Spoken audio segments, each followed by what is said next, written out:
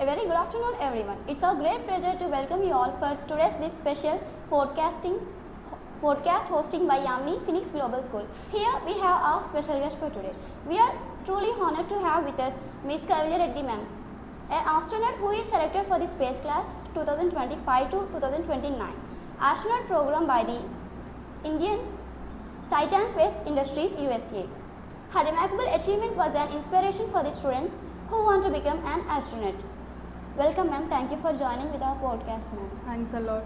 Ma'am, we are so excited to learn from your story and ask you some questions about space, determination and achieving big dreams. So let's begin our exciting podcast with our esteemed guest. Ma'am, shall we start? Yes, sure. Ma'am, when did you first dream to becoming an astronaut ma'am? Just like any other kid I have known, maybe around my childhood, I could say. So, back when I was in second grade, if I could remember properly, I had dreamt of flying, like literally flying in the sky and touching stars and all. It was like a fairy tale. And then it was advanced, and I could say now I have one step towards it. Oh, that's a great. Next question. Yeah, sure. Ma'am, why did you inspire to choose a career in space science ma'am? Why? Because I liked it, and space has always inspired me a lot. If at all something happens and I am to spend a night alone, if I could say in the dark night, the one thing that really excites me is like looking up, and there's always this thing that whenever I look up into the sky, I never have to look down, literally. It is that fascinating, and choosing it to be my career or whatever my future makes me really happy, and that's why I wanted to choose it. That's wonderful ma'am. Ma'am, how did you feel that when you selected as the astronaut candidate ma'am? So the process was really long. It almost took me like a 2 months thing, and by the time I have completed, to be honest, when I received the news that I have been selected, I was really happy that I could not process a lot of emotions at that moment. It was like overwhelming moment for me, and after a literal 2 to 3 days, I have got to enjoy that moment very much. I could say it is very overwhelming. That means it was a great feeling. Yes, it was. Ma'am, did you face any challenges during your journey and how could you overcome them? I could say I have faced pretty much a lot of problems, and most of them were really towards my age, because whenever I entered, I was almost the youngest there, and that would be one thing that makes me feel a bit less opportunities given, and that could be overcome when you get a lot of confidence, I could say, and also resources. When you have good teachers and good knowledge about the stuff you're doing, then you can overcome it naturally. Ma'am, which type of training did astronaut candidates receive? So there are a lot of training. I mean, there is a lot of process when you get through this training. So the theoretical training, which is obvious because you can't go into a system without knowing how the system works. With that being said, since you are going into space, which is like an isolation, right? Here on Earth, you can have everywhere humans. Like if you walk out and you get to see a lot of humans, then you go into another room, then you can see a lot of humans. Go from this city to another city, then you can still have a lot of services available along with a lot of humans and friends and all. So you can connect to everything. But when you go to space, you don't have a lot of things. Like whatever you have it all limited. If you take a crew, if you go in around 10 people, it will be 10 people until the mission completes and you come back, right? So it is all adjustable there, and you don't have an extra plumber, or you can't have an extra medicine. I mean, like there is no extra crew or extra cargo coming in every single time you have some emergency or a situation coming up. Just because you wanted something, you can't just get it right away, and that was one thing. So you need a lot of psychological training, because living in a confined space, like let's say you are living with 3 people, always you 4, all the time, every day, from morning to evening. You wake up and see their face. You sleep by seeing their face. So you should be having a lot of mental stability during that times. If there is an argument, let's say, if you 3 disagree on something and 2 versus 2, could you actually live upon it, like live a long time with that dispute? No, we cannot. And that is why we need also this emotional resilience thing. And along with this, a lot of physical work, like physical training is also required, because you need to be strong enough to handle all the pressure and also live along with the conditions in space, because space is not really for human bodies, right? We are getting into somewhere where not everything works according to our body. So anatomically you need to be trained too. So there are a lot of processes going on when you are choosing one thing. So it's all like all involved thing that you do as a training. So it's a hard training kind. You could say that. Ma'am, which type of school subjects will help for the astronauts? Sorry, you can? Which type of school subjects are helpful for the? I wouldn't say this is helpful and that is not, because it is science thing, but science and all get linked up with everything. So with if you say you have to do only science, then math obviously comes in between, right? Without maths you can't do science. At some point you will be needing maths, and you will also need your languages, right, to communicate and all. And with that being said, you also need to know about structures, like how a system works. Even if you go into space, you just can't go in there and without knowing how it works. So let's say a crew works, but there is a captain, there are crew members. So how do they work?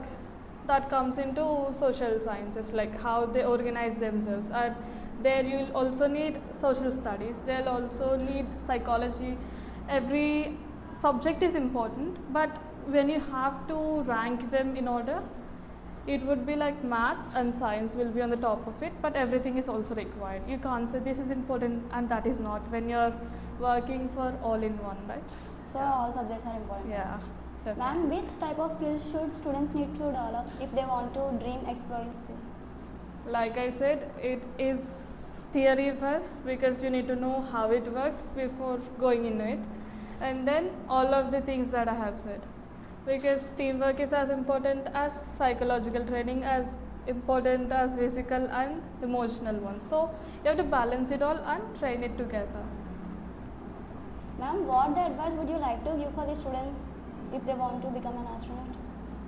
So regarding this, I would say maybe it's like if you are doing something, not only this astronaut thing, you should be giving it all. Like if you are into something, you are going to do it all with 100% effort and whatever you said, concentration, love and everything into it, energy and all. Then you have to do the process as it was a part of you, right?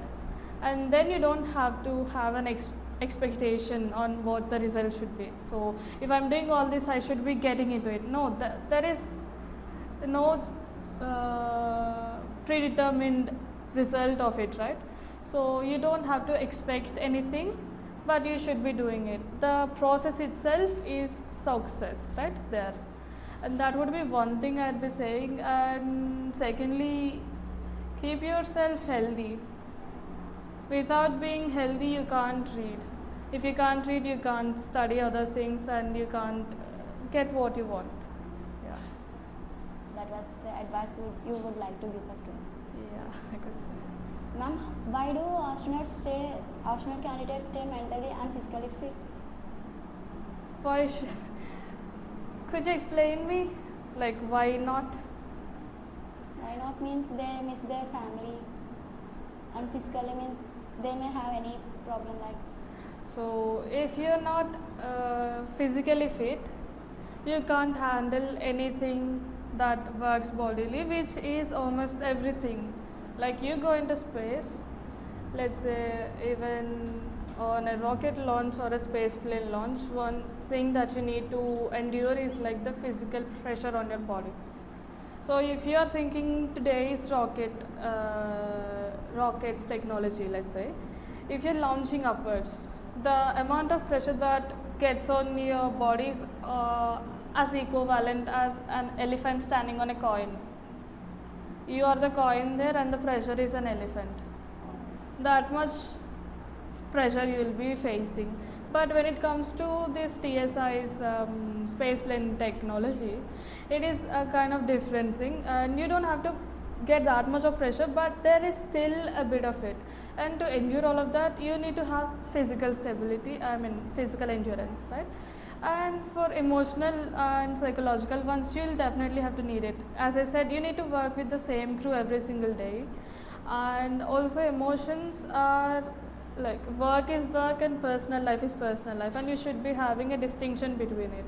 Even if you're working with a crew that you can't get along with, you should be working for the crew, not in a personal interaction way, right? Let's say you are in a classroom and you don't get along with your benchmate. Would you fight every single day without listening to classes? No, right? That way, it is important to have both emotional, physical and psychological endurance all the time. It is important. And the thing that you mentioned is like, would you be able to get away from your family for a long time? That also comes under training, because crew becomes your family then. You should be your emotional support too, because since you can't afford to have your family all the time, that would be a factor too. Ma'am, if you have any chance to go to any planet, which one would you choose and why? I would choose Earth again. Again, Yes. except Earth, any other planet? I have thought of it, but I don't think all of the planets are that habitable. But if there has to be a thing, then I would be choosing something similar to Earth's conditions, which would be Moon, of course, and if not Moon, then Mars. Mars is a planet. Why do you choose Mars? Because the planet is a bit habitable when compared on the scale of whole solar system, but Earth will be the first choice, because you can't leave what is given to you and just give it up and get away, right? You should be protecting your Earth and go for an exploration, maybe settlement too, but don't forget Earth as your first option, right? Yeah. Ma'am, did you meet any astronaut or space scientist during your journey? Who inspires you to, ma'am? I have met a few astronauts, not in a personal way, but I've attended to a few webinars of them. One of our first astronauts representing India. Who could that be? Maybe. I can't guess. Rakesh Sharma, and I've attended to his lecture, and he was such a nice man when he was explaining, and he was gentle too. And I've also attended to classes of another astronaut from NASA. He is a retired one, Bill MacArthur, and he was also really informative, innovative and inspiring, that the way he gets things done. And yeah, I've met a few others, not particularly astronauts, but they are also scientists in their fields, and they were also really informative and inspiring, really aspiring ones. Yeah. Would you name that who inspired you? A lot of people do inspire me in a lot of ways. I wouldn't say that this person particularly did inspire me, but if you are asking me, the most of the time, I'd say a few scientists have inspired me, like Sir Isaac Newton. You could also remember him. Whenever you open this physics textbook of any grade, he'll be there. Any topic and he'll be there, and that was one thing that inspires me. Like, you could be everything if you are like interested enough. And then there is another person like Leonardo da Vinci. You've also heard of him because of Mona Lisa. The Last Supper or something like that. But he's also a polymath, which is one thing that inspired me. Apart from that, I have been inspired by a lot of people from my daily life. You could say from my mother, my father, my brother, even you at some point, because not a lot of people do things, but when they do it with a style. And yeah, that inspires. Ma'am, can you please say me any interesting fact about space? Interesting fact about space. The space itself is interesting. Could you believe that you live in a 13 million year old universe? 13.8 million year old universe. Sorry. 13.8 billion Billion. years. So that is the interesting fact about this. So let's say if you have taken the whole universe from the birth to today and fit it into a calendar, let's say, we were living in the last 12 seconds of it on the 31st December. So the whole thing had happened in a very long time, and we could not even live that part of it. We did not witness a thing in it. Yet we are living and enjoying the outcomes of it, right? That was really interesting. Ma'am, how India play a major role on the space exploration in the future? I'd say India is gonna change a lot of things. Like if you take, India has always been famous for one thing, right? Doing everything in a compactable way, right? If people were doing it for 100 rupees, let's say, India would be able to do it for 10 rupees. Like even if you take the missions that have been occurred in the past few years.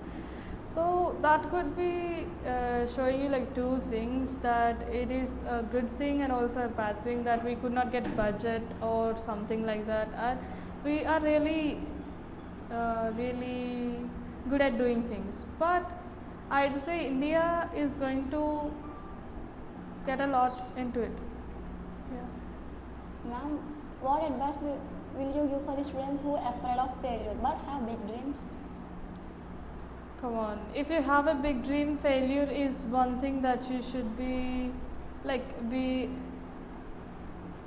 acknowledging, or like you should be able to accept a failure. So let's say you have something. One thing that you should be able to do is like accept the failure and then move on by correcting it. Once you get a failure, you are not leaving everything aside, putting everything aside and going away. No, you should be rectifying the mistake and not repeat that mistake and improve yourself. Without failure, maybe or may not be, you will be achieving the best of it, right? Yeah. Ma'am, I listened that in YouTube that our Earth astronauts are there now. Mhm. They are trying to create an Earth atmosphere on the Mars. Yeah. Why not? To make it a bit sustainable for Earth to settlements. I mean, if you want to leave, I mean, there is this phrase, you know, right? There is no planet B. We only have one thing, that is Earth, and we are moving from exploration to development. Exploration in the sense you will just be seeing, if you can say, if you're going to a tourist attraction, let's say, for sightseeing, okay, and you get to see some rivers and lakes and forests and all. That was one thing, you are exploring the places. Now if you want to start living in it, like in the place that you have seen and you felt really good, like a seashore, you want to build a house there, but you can't be 100% sure if that is really good, right? So you'll have to make the conditions there really approachable and living. For that you need to make the place that is livable. The same way, if you are exploring a thing, you will be just exploring a thing, but when we are moving towards developments and sustainability over there, we need to make the conditions there livable. which is why you need to make Mars a bit habitable there by making its conditions similar to Earth, so you can live on Mars. That is how you can go and settle there, right?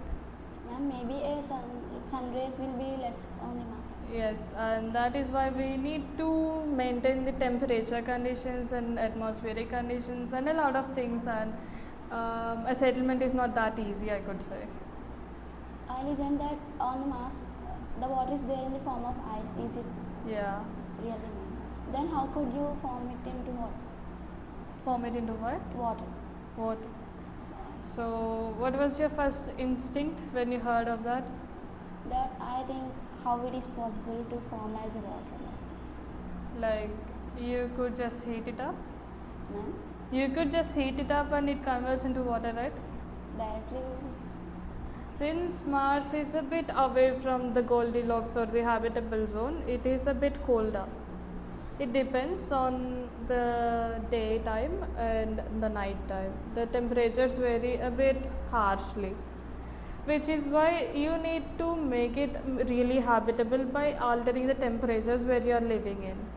Since water is also found, not really too much but a little bit, you could use up that water that is found into usable form by altering the temperature conditions and a bit other conditions, and then you can use it, right?